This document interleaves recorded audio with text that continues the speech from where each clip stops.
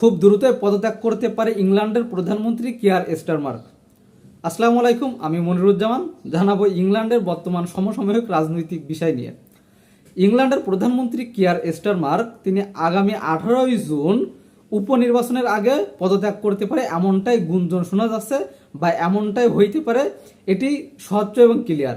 দি daily মেলের মতে যে তিনি 18ই জুন যে উপনির্বাচন অনুষ্ঠিত হওয়ার কথা ছিল ইংল্যান্ডে বা হবে, তার আগেই তিনি পদত্যাগ করতে পারেন।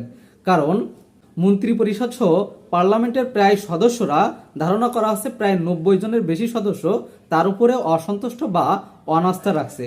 ইতিমধ্যে মন্ত্রী পরিষদের কয়েকজন সদস্য তার উপরে অনাস্থা প্রকাশ করে তারা পদত্যাগ করছে।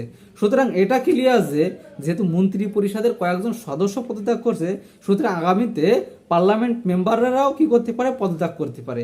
এবং এর থেকে আরো বড় গুঞ্জন যেটা ভয়াবহ, যে তার দলের ভিতরে তার দলের সদস্যরাই, মানে লেবার দলের সদস্যরাই তার উপর অসন্তুষ্ট, তার উপরে খুশি নাই। তিনি দেশ চালাতে ব্যর্থ, তাকে ব্যর্থ বলেই ধারণা করা হচ্ছে। কারণ অর্থনৈতিক মন্দা, যুদ্ধের বিষয় নিয়ে সবকিছুই নিয়েই একটা হট্টগোল সৃষ্টি হয়েছে ইংল্যান্ডের ক্ষমতার ভিতরে, যে কারণে তার উপরে অসন্তুষ্ট। পূর্বে বরিস জনসন, ঋষি সুনাক সহ আরও অনেকেই ইংল্যান্ডের ক্ষমতায় বসছে এবং অনাস্থার কারণে তাদের খুব দ্রুত সময়ে ইংল্যান্ডের ক্ষমতা থেকে তাদেরকে ছিটকে দেওয়া হয়েছে বা ছুঁড়ে ফেলে দেওয়া হয়েছে।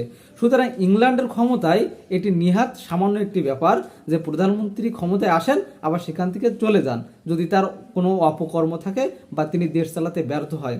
এটা বাংলাদেশ না যে এখানে যে প্রধানমন্ত্রী তার ইচ্ছা স্বাধীন কাজ করলেও তাকে ক্ষমতায় রাখতে হবে, পদত্যাগ করার কোনো কারণ নাই।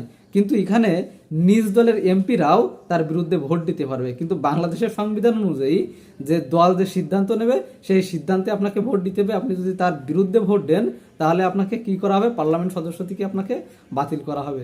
সুতরাং সংবিধানের ডিফারেন্স দেখেন যে দুইটা দেশের ভাগ্য গড়ে দিচ্ছে। তবে এখানে কিয়ার স্টারমার তার উপরে অনাস্থা বা তার পদত্যাগের অন্যতম আপনি কারণ ধরতে পারেন যে ইরান যুদ্ধ নিয়ে। ইরান যুদ্ধে তিনি অনার্সেন যে কখনোই যুদ্ধে জড়াবেন না, বা তিনি কি করবেন না, আমেরিকাদের আধিপত্যবাদ করবেন না।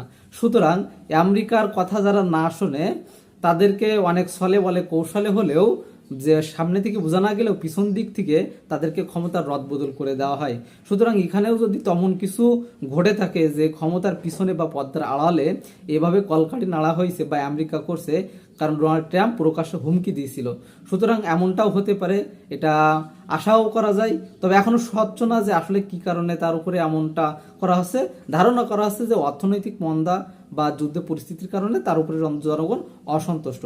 কিন্তু প্রকাশ্যে আমরা এটা দেখলেও ভিতরে অন্য গল্প থাকতে পারে। কারণ রাজনীতিতে শেষ কথা বলতে কিছুই হয় না, আর আমরা খালি চোখে যা দেখি তার পিছনে ঘটে অন্য কিছু।